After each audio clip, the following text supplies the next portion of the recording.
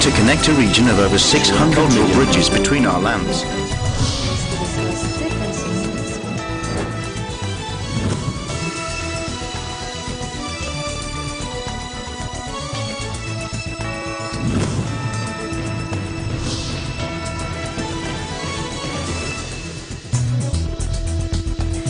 Welcome to ASEAN in Focus. I'm Judith Yamera, delivering to you the latest news in and around the ASEAN region. On today's headlines. Floods and landslides in Indonesia have now killed at least 59 people, the government said Friday after heavy rain pounded Sulawesi Island and forced thousands to flee their homes. Malacanang said President Duterte is open to making parents accountable for the crimes committed by their children. And queues stretch around the block as Thailand's first ever Taco Bell opened its doors to fast food fanatics, sporting taco-shaped hats and punter skin to discover the corn-based snack.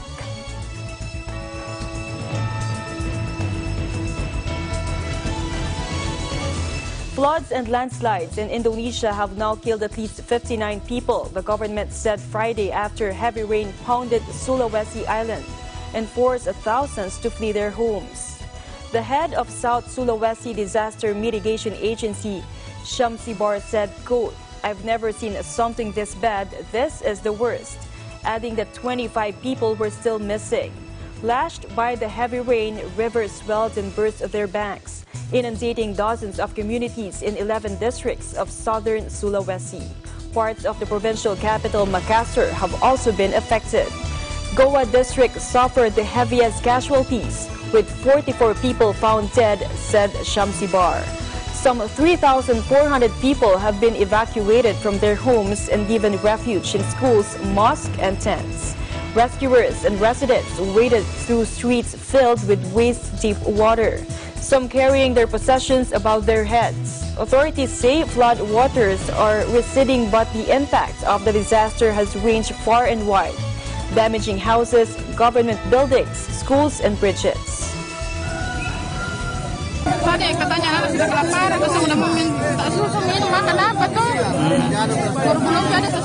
Tidak bisa diprediksi kemarin, soalnya kan yang pertama naik di sini naiknya pelan. Ya, orang santai semua kasih naik barang, ya paling perkiranya air naik sampai 50 cm. Ya, jadi paling lemari diganjat pakai batu biar lebih tinggi, kasur ditinggikan. Ternyata semua di luar dugaan, tingginya sampai 1 meter lebih.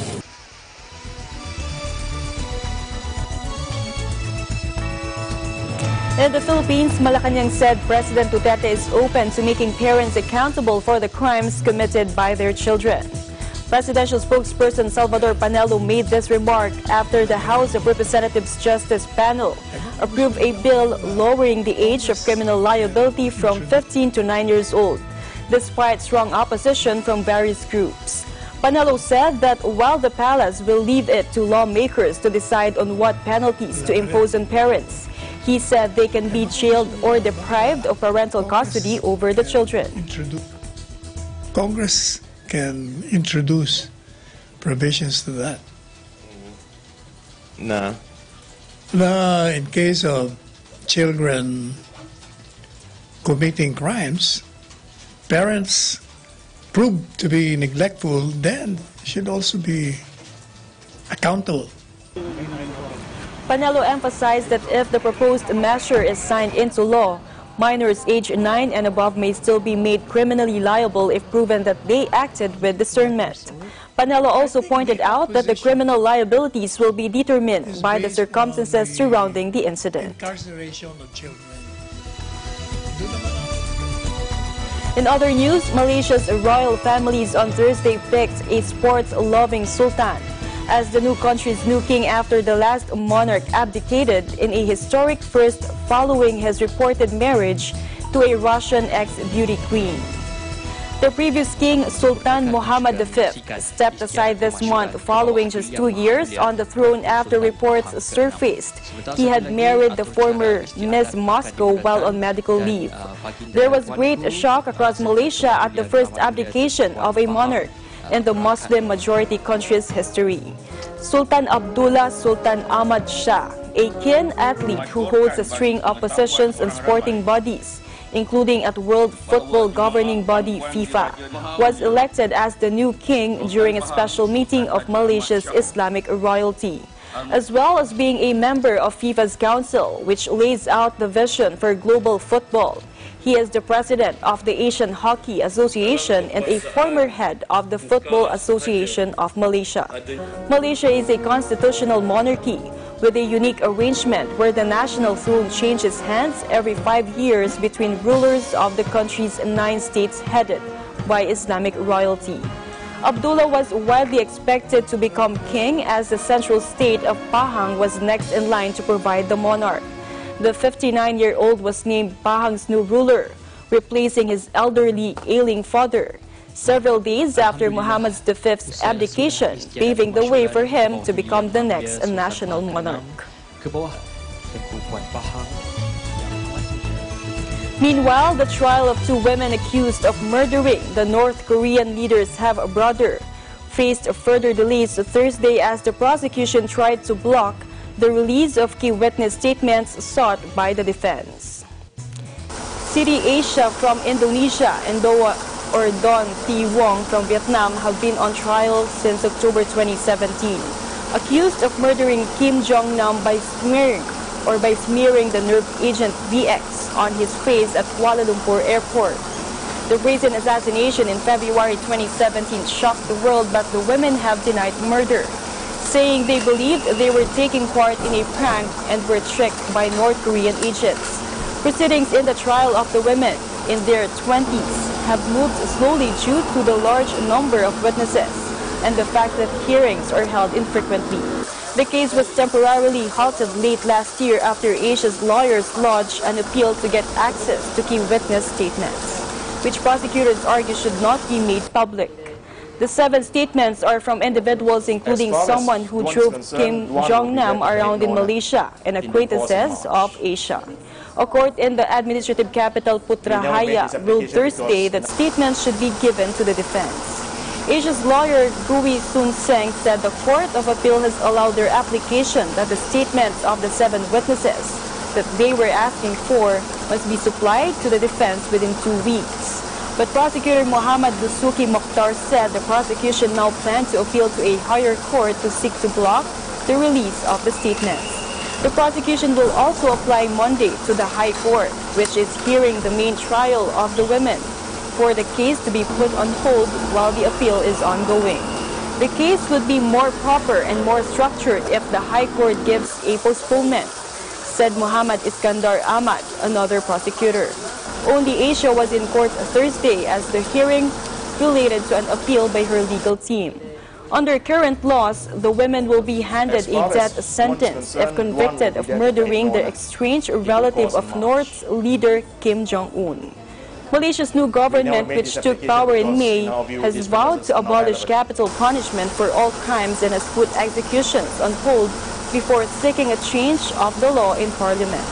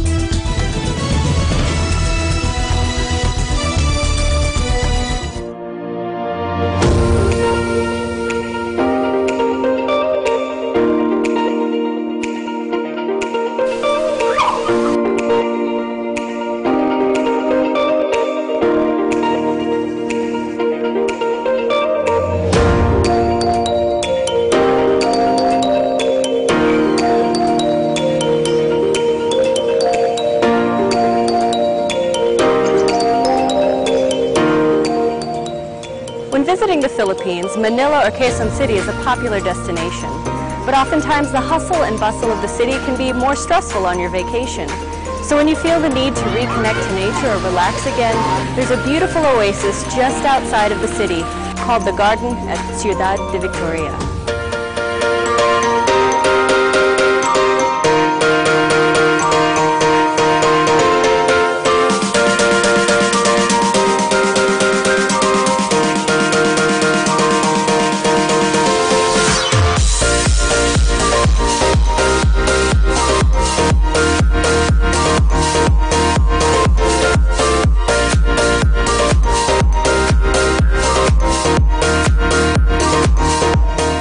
Some of the species that you can see here include hydrangea, snapdragon, and stargazers. They're truly beautiful.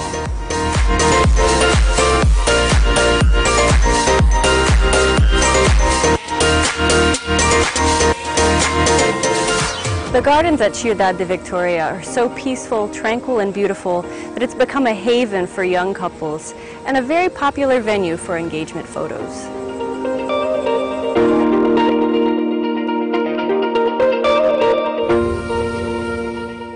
The next time you want an escape from the big city, the garden at Ciudad de Victoria is a wonderful place to visit.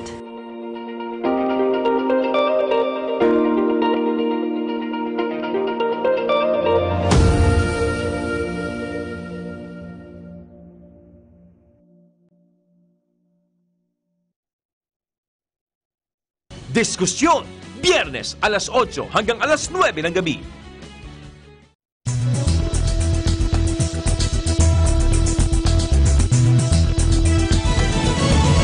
Welcome back. A UN Special Rapporteur on Human Rights visited on Thursday an island off Bangladesh, where Dhaka aims to move Rohingya refugees despite worries it will be vulnerable to extreme weather. Some 750,000 Muslim Rohingyas flooded into Bangladesh in late 2017 after an offensive by Myanmar's military that the United Nations has said could have amounted to genocide, joining 250,000 already there. Bangladesh is spending $280 million transforming Bashan Char, a muddy silt islet that only emerged from the sea 2 decades ago, into a camp for some of the refugees. But the island, in a coastal region where weather has killed hundreds of thousands of people in recent decades, is 1 hour by boat from the nearest land over a stretch of sea prone to violent storms. Some of the Rohingya themselves living in overcrowded and squalid camps in southeastern Bangladesh border district of Cox's Bazar have expressed unease about moving, while the UN has insisted that any relocation must be voluntary. Yang Hee Lee, the UN rapporteur, visited the island by helicopter, accompanied by Bangladeshi Foreign Ministry officials, and was due to inspect the shelters and facilities being built there. Lee, on a visit also taking in Myanmar's other neighbor, Thailand, issued no statement, but she was due to give a news conference in Dhaka on Friday, the UN said. Bangladesh Foreign Minister A.K. Abdul Momen this week said Dhaka was not hiding anything in the island, and they would take all interested diplomats once construction work is completed. Plans for the island camp were first floated in 2015, and Bangladesh previously wanted to start moving refugees from to the island last June before the monsoon season began. Meanwhile, the Philippine economy posted a 6.2% growth in 2018, the Philippine Statistics Authority announced on Thursday, January 24. This was after the economy posted a 6.1% growth in the fourth quarter of 2018. According to the PSA, this was higher than 6.0% recorded in the third quarter of 2018. It said it was, however, lower than 6.5% recorded in the same quarter in 2017. The Philippines welcomed a record 7.1 million tourists to its beaches and dive spots in 2018, despite its most famous resort Boracay being shut half the year to recover, the authorities said. The archipelago nation of over 7,000 islands saw the number of visitors jump by nearly 8% over the previous year, with South Koreans leading the way as its top tourist. This growth came without much help from Boracay, which was closed for cleanup from April to October, after President Rodrigo Duterte branded it a cesspool fouled by reckless development. Before the closure, the tiny island's white sand beaches and turquoise waters were seeing some 2 million sun worshippers a year. The challenging act of closing down Boracay, the country's top sun and beach destination, has evidently become a blessing in disguise, said the Philippine Tourism Secretary Bernadette Romulo Puyat. Other spots like Natural Paradise, Palawan, and beach destination Siargao Island saw a jump in foreign tourists during the closure, while South Korea led the pack with 1.6 million tourists. Chinese arrivals jumped by nearly 30% over 2017 to hit 1.3 million, the Department of Tourism said.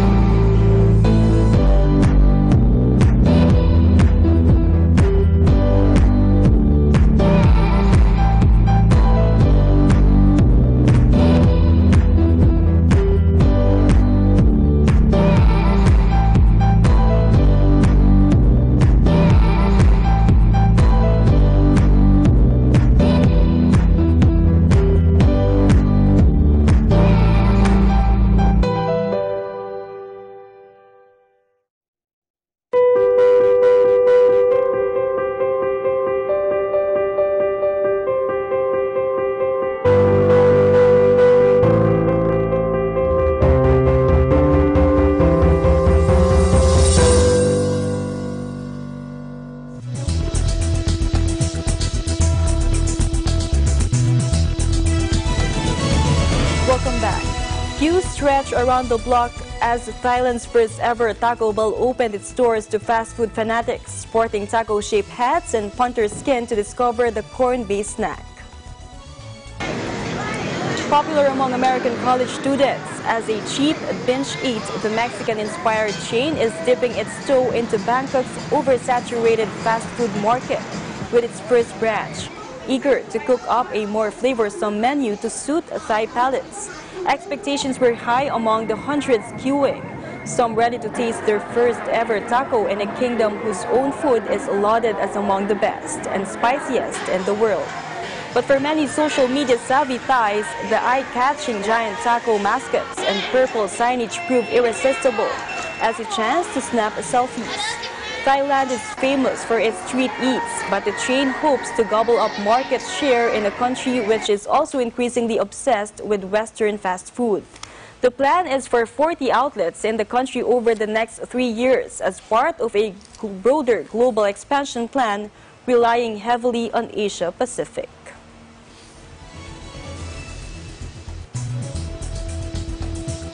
For decades, there wasn't a coffee shop anywhere in Indonesia's Toraja region, even as its high-quality beans grabbed top dollar on the international market.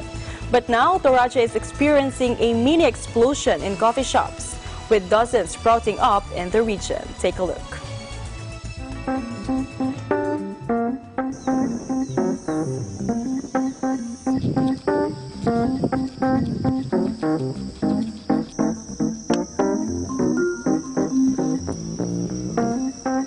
Kemudian kami orang Toraja itu tidak biasa minum kopi di warung kopi karena budaya kami setiap rumah punya kopi. Kalau saya pesan kopi saya bisa bertetangga. Ini medium ya. Kita cuci dengan